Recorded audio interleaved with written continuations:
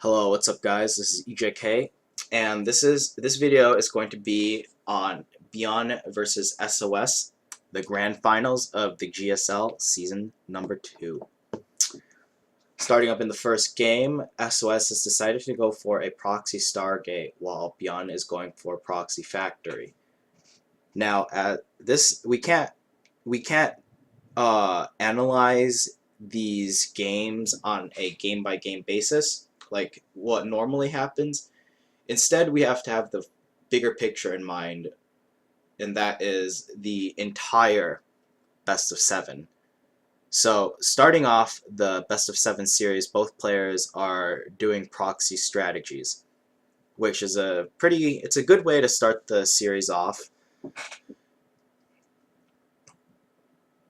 What's more interesting as well is the thoughts going into each proxy. So Byun's thoughts with his proxy is that he's doing a proxy Widowmine drop, and then he's going to be doing a one base all in and utilizing the rocks and trying to set up a push through that direction.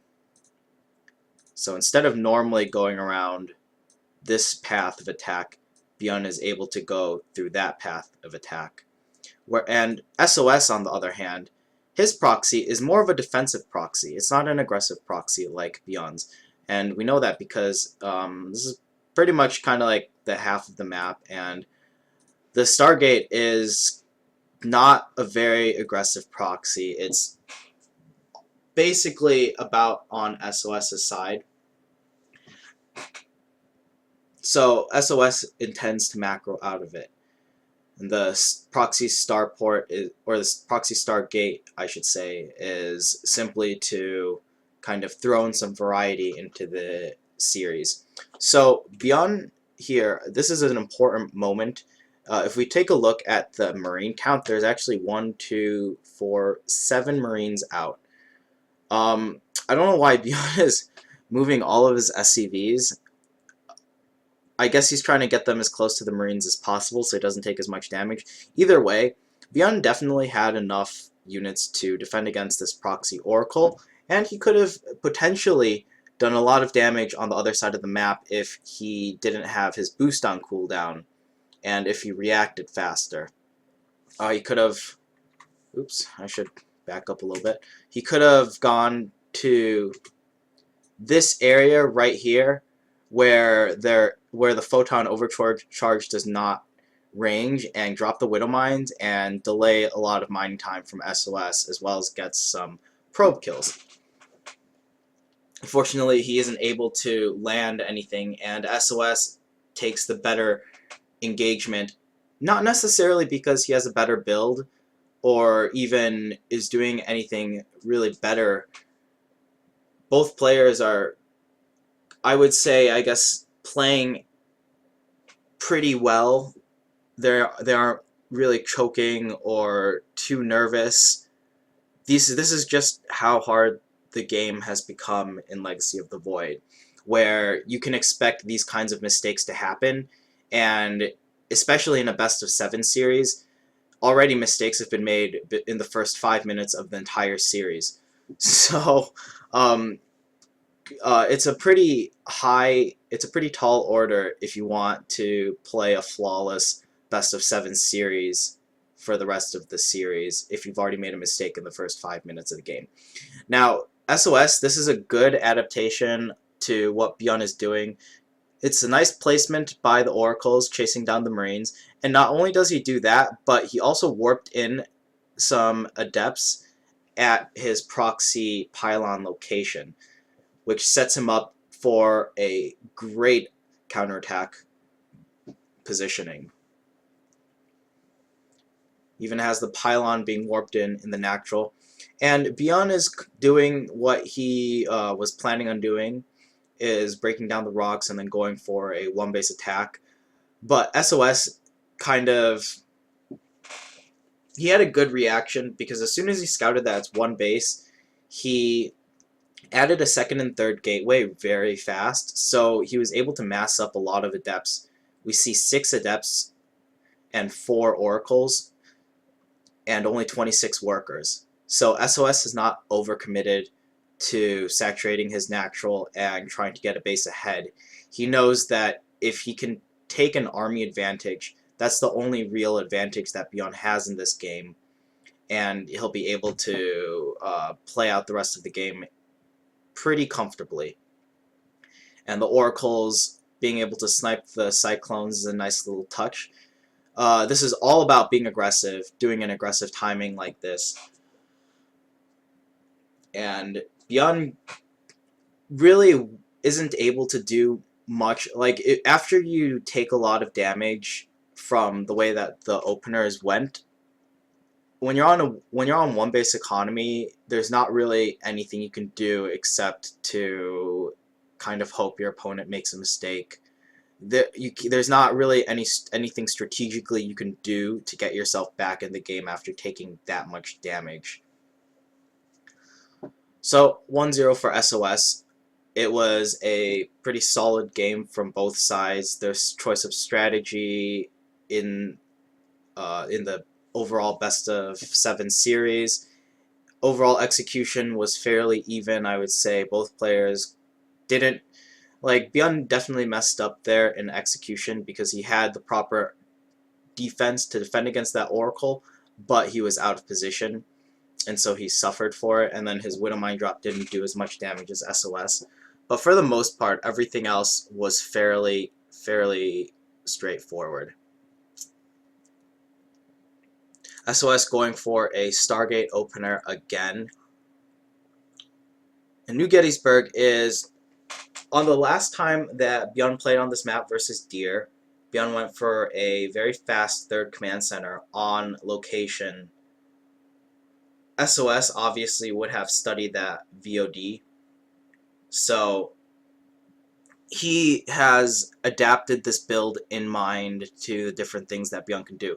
Now, one thing that is kind of difficult to do in terms of preparation for these kinds of games is that each player in StarCraft 2 now has they all have different individualistic play styles. You don't see one shoe fits all. You see multiple people doing different things, and they all work fairly well, depending on what your opponent is doing, the execution of it, overall, like, being able to deny information. Just the basic fundamentals of the RTS game is most of the time what allows players to take small advantages and make their strategy win, not necessarily because their strategies were better per se. So Byun's switching his build up a little bit, and he's going for a fast stim. This is actually the 2-1-1 build that we see very commonly in TVZ recently, where you get stim and you get second barracks before your factory, and then you push out 2 medevacs, and then you do a 14 to 16 medevac drop. And that's exactly what Byun's going to do. SoS, he scouted what Byun's doing. He saw the second barracks. He saw the high marine count with a single Oracle. And he decides to add a second and third gateway and a robotics bay going down. So an important thing to note is that SoS's style in this game, the way that he's opening up, the type of units that he's trying to rush out are robotics bay units, not gateway units that we saw Zest popularize, massing the gateway count. And we also saw Deer using mass gateway strategies where he would try to do different +1 timings off of 3 bases, and Byun was able to hold that fairly well. So SoS has decided that Colossi are the choice of tech that he wants on this map. Colossus and Void Rays, in fact. Unfortunately, because he doesn't have a high gateway count, he doesn't really have much to defend this third base with until the Colossi is out. A little bit of nice micro by Byun. SoS's Sanctuary was kind of asking to be picked off, being so close to the front. And as a result of taking a small micro advantage in the overall fight, Byun's able to turn the tide of battle. That was actually a lot closer than it looks. Byun definitely looks like he has an overwhelming advantage at this point, but it was only due to the reason why he was able to get such an advantage like this and snowball and kill all those adepts and kill 2 pylons was simply because he was able to catch the sentry slightly out of position. Let me even go back to it, because just like a mistake that small costs SOS like essentially 500 minerals, which is what I think is kind of insane. So we see the Guardian Shield going down. Now the Sentry does not need to be as close to the Adepts as they are right now. In fact, there's excess Guardian Shield space so that the Sentry could be over here and the Adepts will still be covered by the Guardian Shield.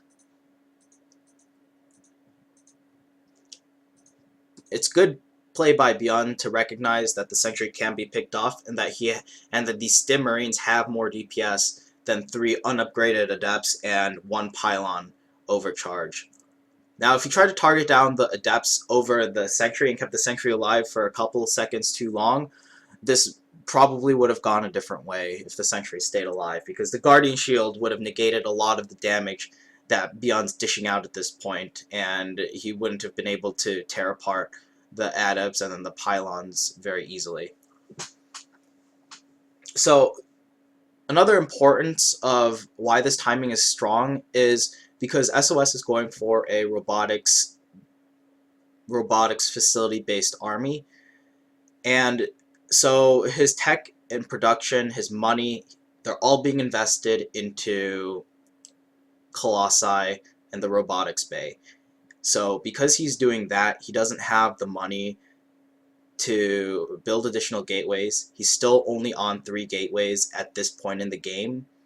6 minutes and 30 seconds into the game, he's only on 3 gateways. He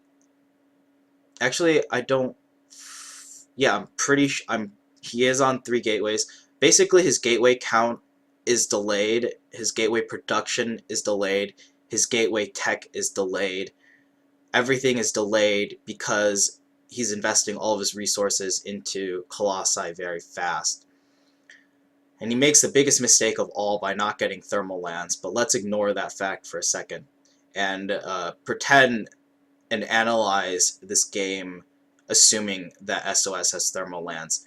Because as the player, Byun isn't going to be able to see that SOS has completely forgot thermal lands. Even if he sees that SOS doesn't have thermal lands, he will still have to play under the assumption that thermal lands could finish any second, and so he can't take full advantage of it.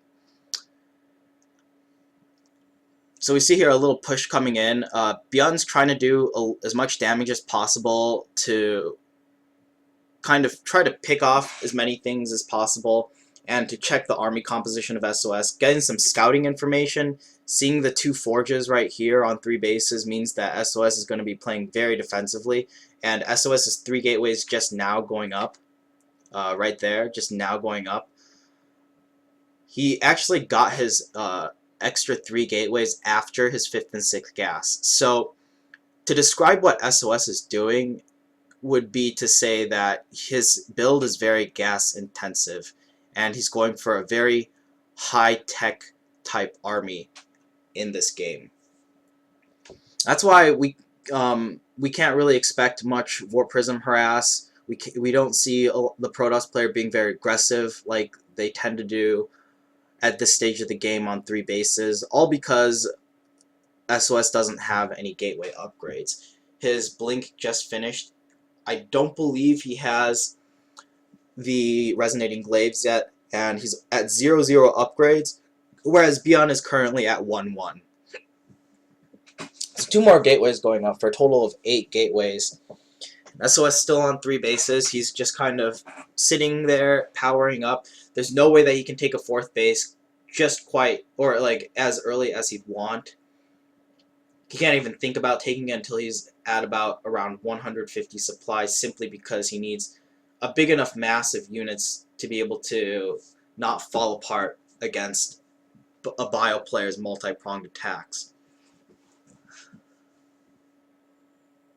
So both players are just macroing up. Byun has identified that SOS is going for Colossus, and instead of making Liberators and Liberator range, he is going for a Ghost Viking composition. So this kind of brings us back to where the metagame was in the earlier days of Heart of the Swarm, where the Terran player favored getting the Ghost Viking composition to beat the Colossus-based Protoss armies that the Protoss player would make every game.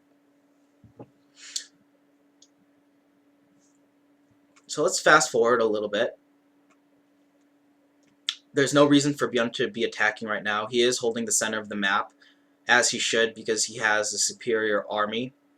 There's no way that SOS can realistically engage Byun's army in the center of the map, because SOS doesn't have an advantage, and Byun, I would say he has a small advantage from how the beginning of the game played out. So on New Gettysburg, these types of games tend to slow down, and what Byun is waiting for is a 2-2 timing. So he has his unit composition almost complete, and now he's just waiting for the upgrade. I wouldn't say advantage, but just his upgrades to finish so that he can hit a timing attack. And Byun doesn't have 4 bases either. He's going up to 3 more additional barracks before adding a 4th base. His main base is pretty much depleted at this point as well. So Byun has just one chance to take a really good engagement. If he fights and he loses, he essentially loses the game because he won't have as much income as SOS. He won't be able to replace his army as well. 6 Ghosts, 16 Vikings, it's very expensive. Now SOS having 6 Colossus but no thermal lands means that he's automatically going to lose. It's like Marines not having combat shields, or Marines not even having stim, or even Marauders not having concussive shell. That's even a pretty big upgrade to forget. So what SOS just did there is an Adept Shade. It's very good usage of it. He actually did it earlier on too. I'll go back because I was talking. So that first Adept Shade to check where Byun's army is going. He doesn't see Byun's army going this way, so he knows that Byun's army is here because he knew that Byun's army was at the watchtower from earlier.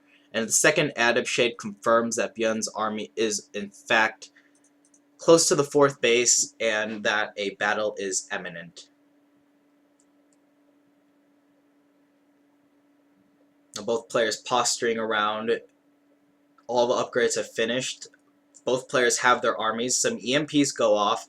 And the EMPs going off on the Colossus allows the Vikings to be able to kite against the Colossus better.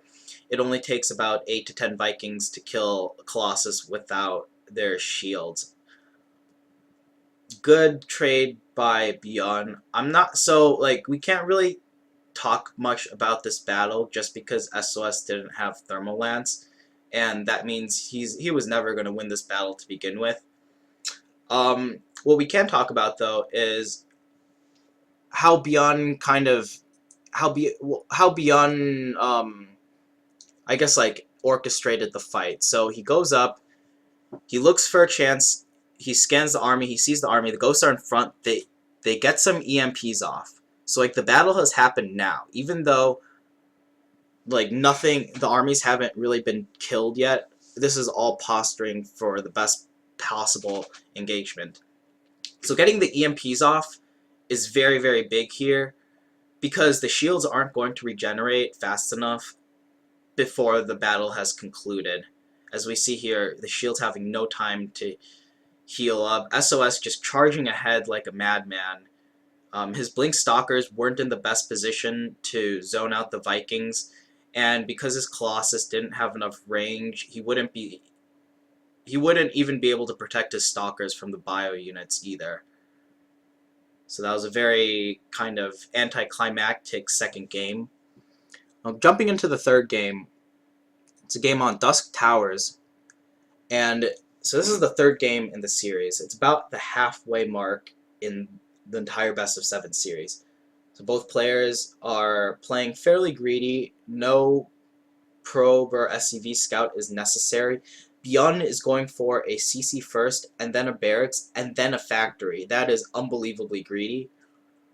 However, since this is a best of X series, SOS doesn't have really a good idea of what Byun could have been doing. Like Byun cutting corners like this. So we can't we can't really look at these small parts of the builds. What's more important is understanding the bigger picture of what type of builds these are, how the players switch it up, and what they do to adapt to each other's styles as the series progresses. So the first game, SOS went for Proxy Oracle. The second game, he went for a regular Oracle into a Colossus-based army. So already, SOS has shown that he doesn't prefer the gateway-heavy style. He prefers a more tech-heavy style.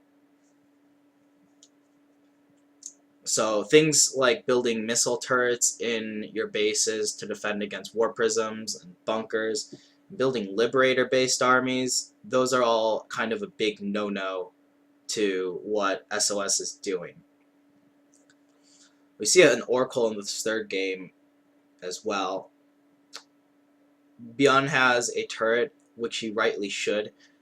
This is a very fast third base, and the difference between this build and the build on New Gettysburg is that SOS goes for a faster third base. He goes for a third base and then a robotics facility and a mothership core, whereas on New Gettysburg he went for the robotics facility and the mothership core. He cut less corners before taking his third base. And the Oracle is on the way to the other side of the map. This is this is the first time that SOS is going to see Byun's base. And by this time, your reaction timing to what your opponent is doing is going to be a lot slower just because of how slow this original scout was. Seeing the 1-1-1, the factory on the tech lab, the starport, and the barracks should have triggered SOS to know that there should be a Widowmine drop incoming. He has units in position.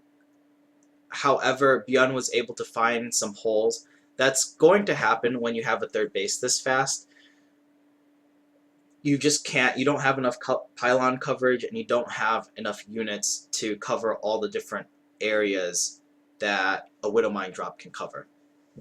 More importantly, though, is SOS making a second Void Ray after he scouts that Byun has a starport and a factory on the tech lab. He still decides to make a second Void Ray.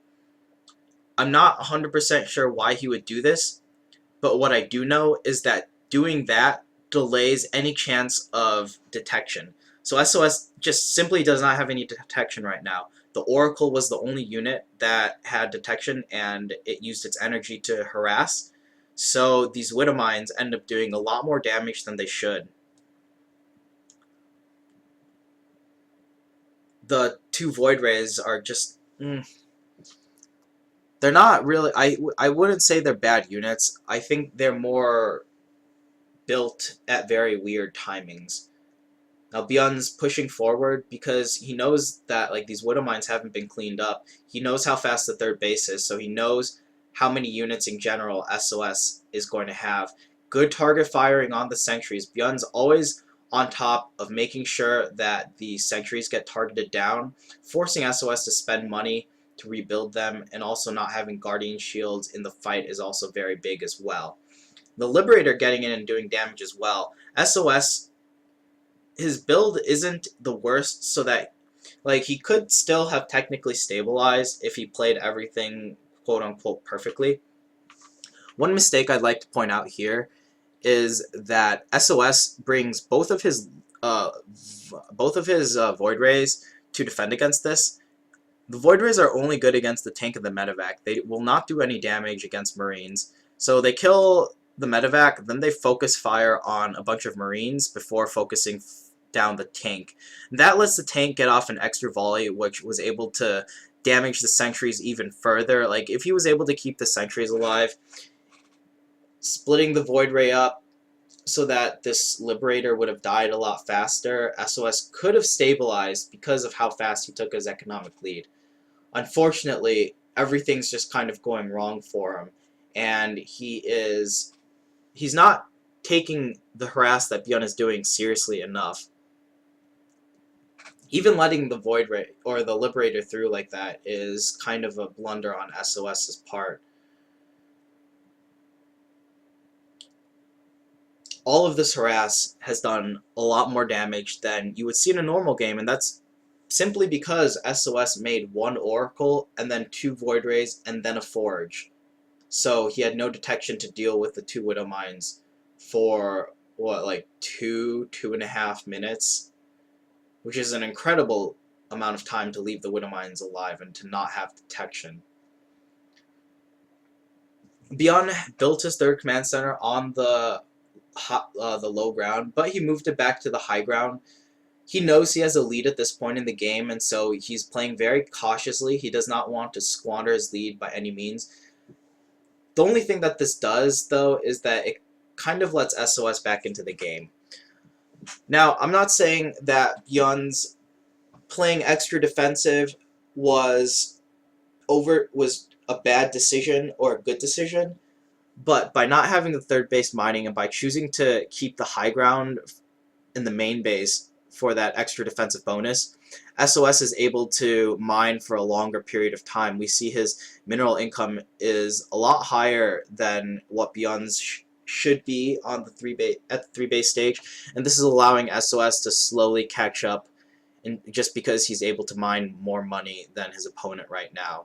Finally, that third base is coming down, and the Oracle Scout too, just to see what Byun is thinking, like why he's still on 2 bases on Dusk Towers.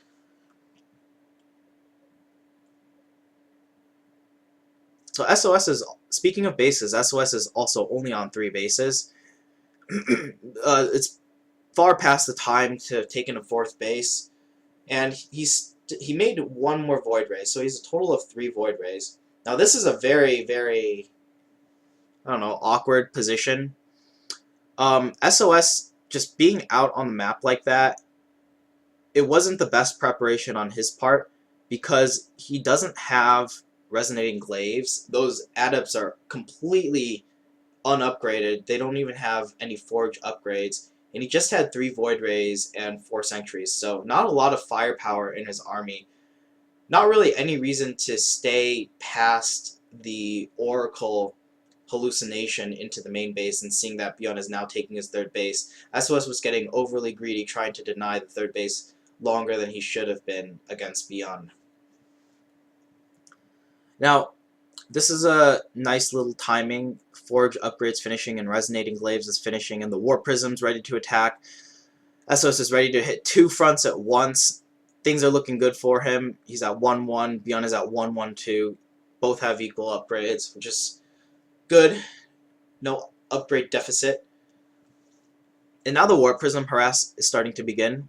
The first harass looks pretty promising. That's a lot of adepts into the base, and even Byun is starting to panic. He knows that he needs to pull SCVs because he doesn't have a lot of units to tank against the SCVs right outside the 3rd base. Now the adepts aren't able to do much else.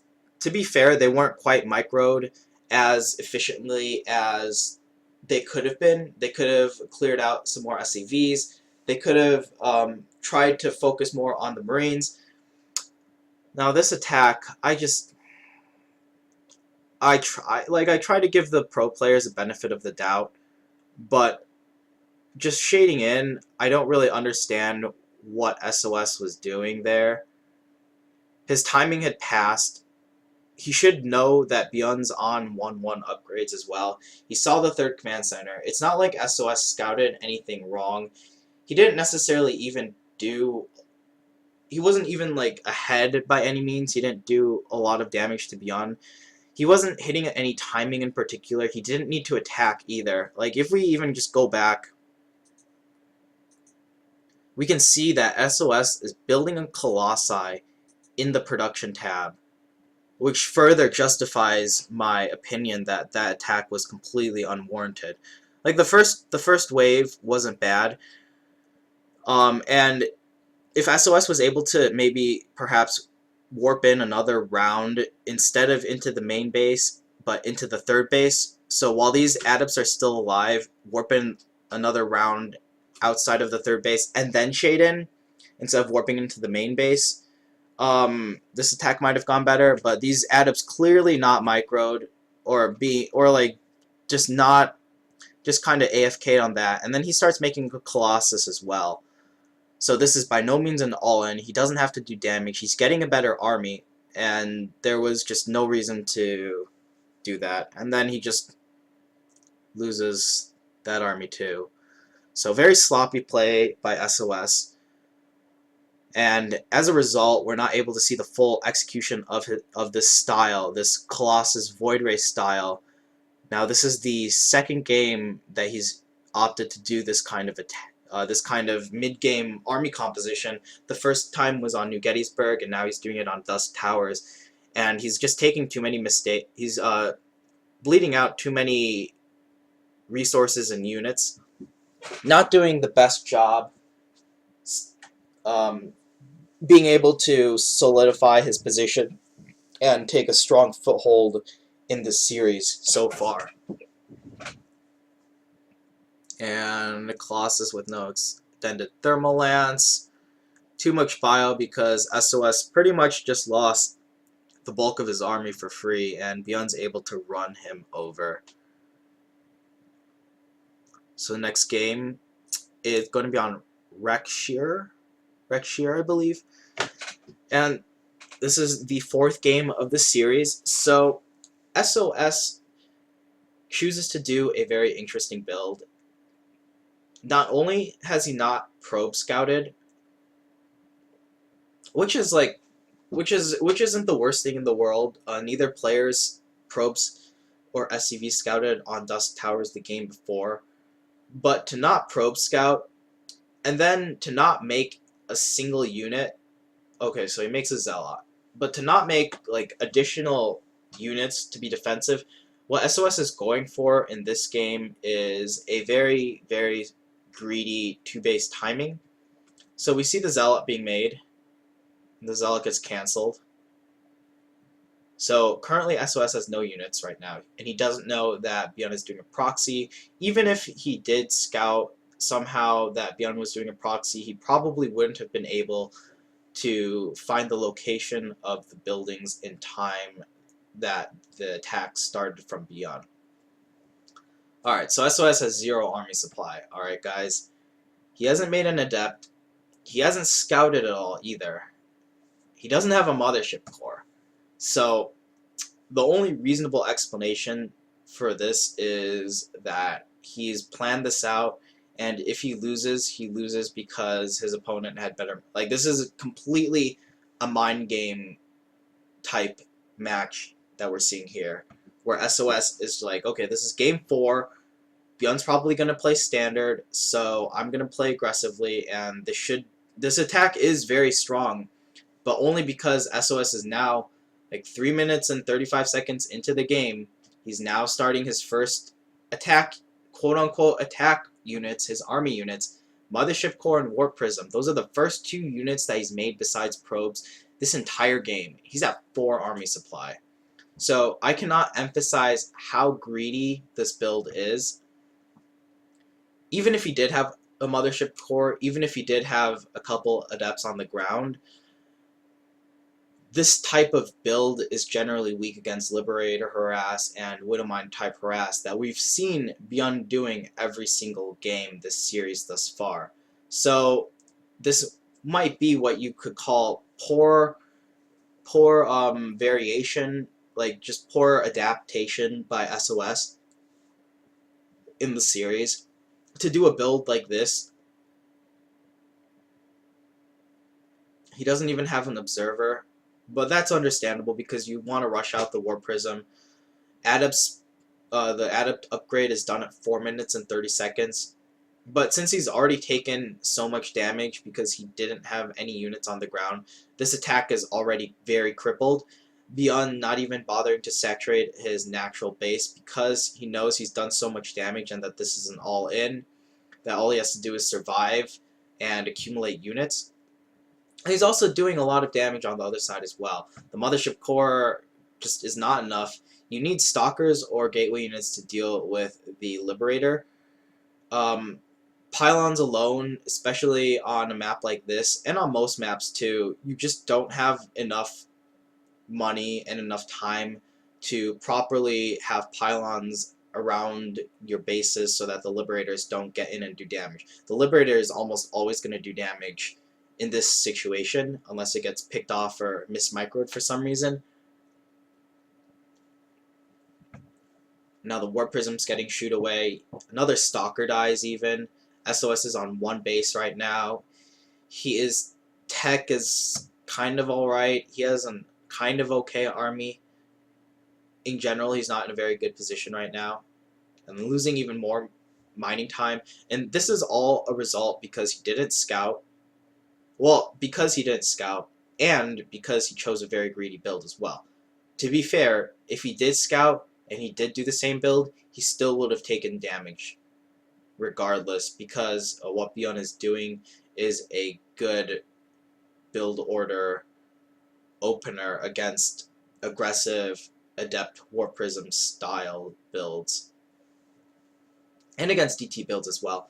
If you aren't rushing Blink,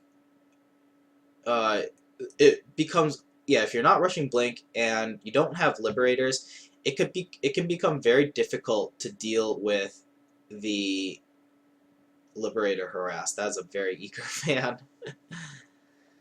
Even having a missile turret to make sure that there's no DT follow-up, which in fact SOS can't even afford because he's that broke.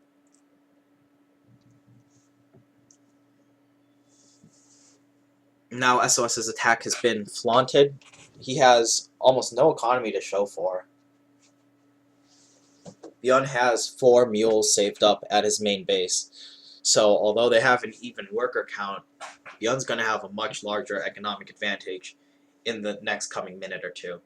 And also doing some nice tank evac harass, recognizing that there are no stalkers out, there's nothing that can actually deal with the tanks. He's zoning out SOS's army and pushing SOS back as far as possible with these tank evacs.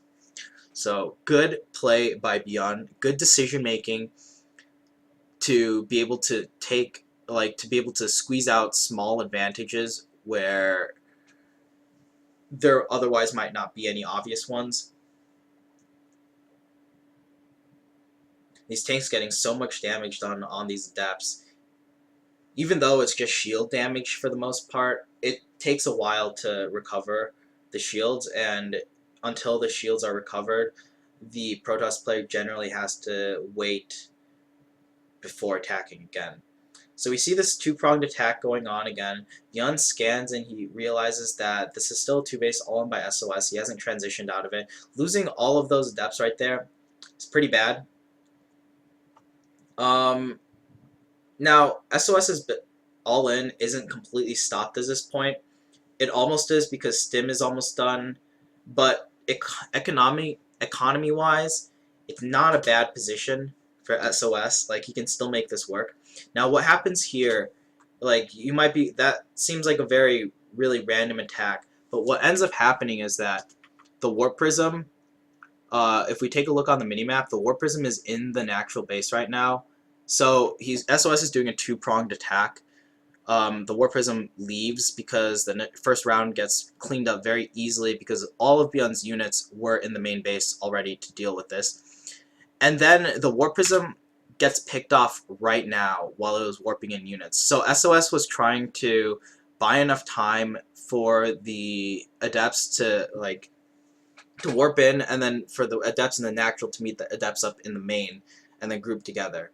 But very poor execution. SOS loses his entire army. He loses the Warp Prism, and that is the end of the game. So SOS, really, in this game, in the Dust Towers game, his Warp Prism harass, he kind of was overly harassing, committing too much to a second area of attack without actually being prepared to micro it properly. It is very difficult to time the shades so that they match up like that, but I'm assuming if you are a top-level player and you're doing nothing but practicing TVP for an entire week, that shouldn't be too hard to learn. Maybe take a couple of hours. Yeah, it's just something that SOS completely neglected. It wasn't something that he obviously prepared for. Whereas Byun was very prepared for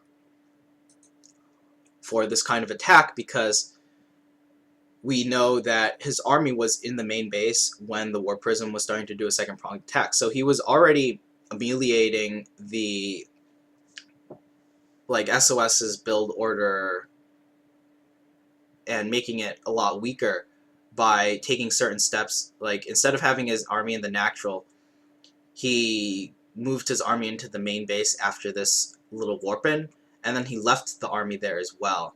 And he was completely prepared. Like before the game even started, he was like, okay, if SOS commits like this, I'm going to sacrifice my natural base, like what happens here. He moved out all his SCVs, and then he's just going to sit on one base because he knows all he has to do is wait for Stim to finish, and then he'll be in a very good position. So, just very good play by Byun. Shows that he had a lot more preparation than SOS, and his overall defense was a lot better than SOS's attack. So, the very final game on Frost, this is cross positions Frost, and SOS isn't in a good spot. The game is progressing pretty normally. Byun goes for Reaper Expand, SOS goes for regular Gate, Nexus, Adept, Mothership Core. He's not really cutting any corners just quite yet. But what he is going to be doing is a DT drop, and again, by doing a DT drop, a sort of tech build where you invest your resources in things other than gateway tech and gateway units. So like he's not rushing Blink out because he's going for DTs. He's not rushing Resonating Glaives out because he's going for DTs. It makes dealing with things such as Widow Mines and Liberator Harass a lot more difficult. And Byun hasn't really been changing up his play at all either. He's proxied to every other game, proxy to Widow Mine drop, and even when he isn't proxying, he's still doing a Widow Mine drop from his main base in the normal games that we've seen.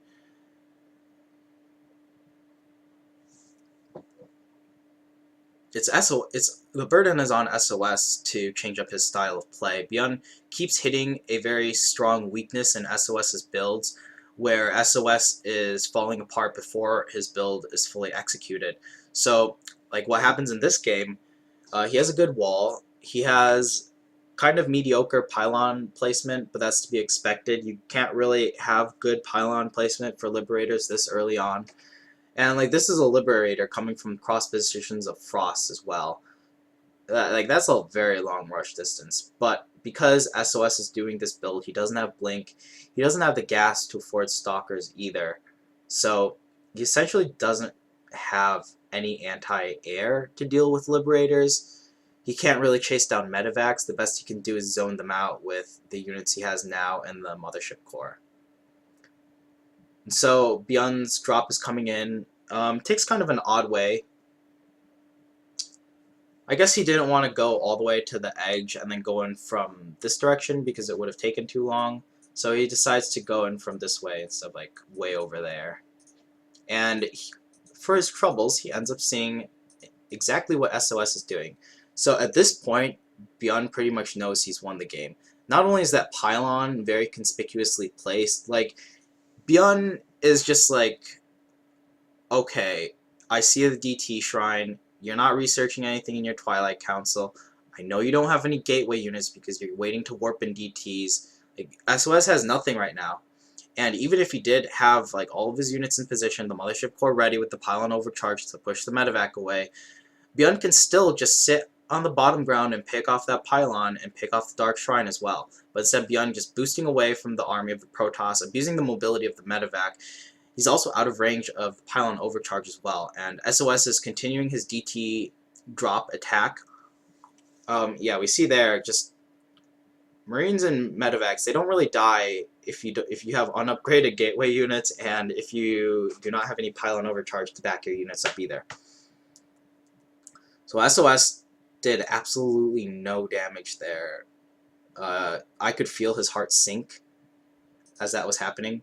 But it was a good job on Byun's part to have a turret already in place, even if he didn't have a wall off at his natural. And now the Liberator Harass is starting. this is like 5 minutes and 40 seconds. There could have been blink out easily if SOS decided to go for a more standard Zest type style build where you get the Robo, the Twilight Council, second and third gateways, and then you get blink and you take a third expansion. Blink would be done at this point in the game.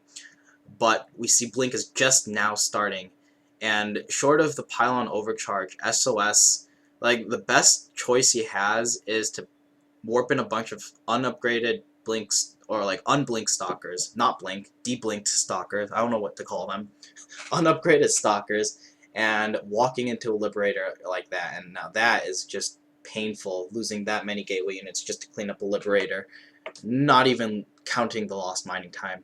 And then the War Prism going down as well is a bit unfortunate on SOS's part. A little bit of misplay by him because he wasn't reacting quickly enough with the War Prism.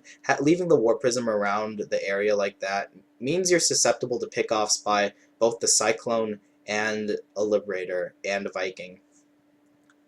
So just another kind of thing that just completely went over SOS's head. Something that is just showing his the way that he prepared was not very effective compared to the way that Byun prepared. And SOS scouted this little army coming up, but he didn't warp in a single DT. He chose to warp in 3 more Stalkers instead. If he did warp in more than 1 DT, like, there's the DT there, but if he was going to try to burn scans, he probably would have been able to clear this army, like, force Byun to run out of scans. That would buy enough time for the third base to start kicking in. That would give SOS time to get his first Colossus out. He would get an additional gateway round. There would be a lot of good things coming out of that, even if he ultimately ends up losing all of the DTs. But he doesn't do that. He decides to warp in gateway units, and now the game is pretty much over.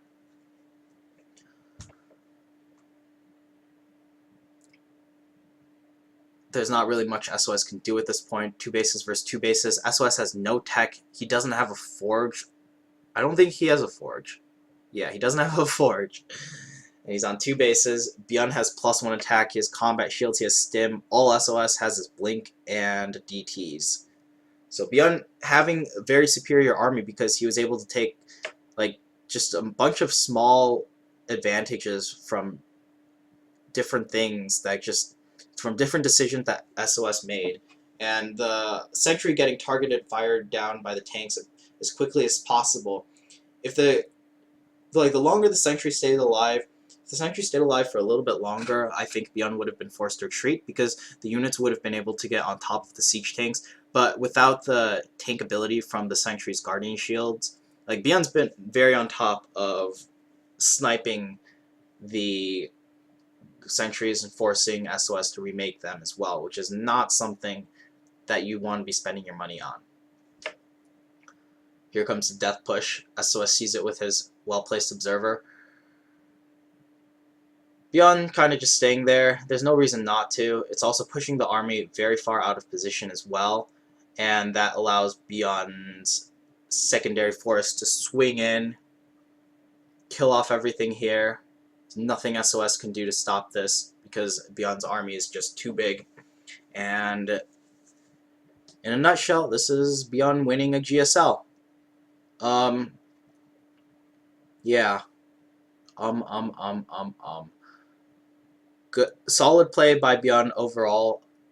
SOS, I don't think he fully prepared for Byun's style of play. It seemed to catch him a lot more off guard than it should have, considering that he only had TVP to worry about. And he knows that this is like a style that Byun likes to do. He likes to do Widow Mine drops. He likes to get a factory and liberators. He likes to use tanks around. And so SOS's builds just weren't as well tailored. They didn't get executed properly, and he just fell apart from Byun's pressure. Good game, and Byun takes the series 4-1. He's pretty happy. Anyways, thanks for watching, guys, and I'll see you all in the next video.